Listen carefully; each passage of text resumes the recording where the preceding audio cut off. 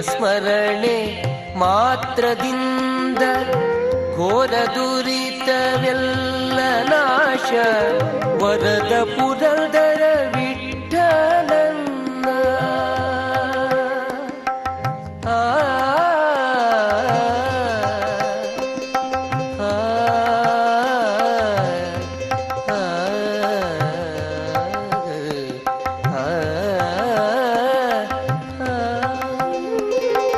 ವರದ ಪುರಂದರ ವಿಠಲನ್ನ ನಿರತ ಭಜನೆ ಮಾಡು ಬೇಗ.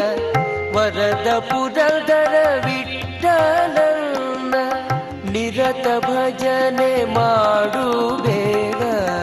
ಮರೆಯಬೇಡ ಮನವೇ ನೀನು ಹರಿಯ ಚರಣವ.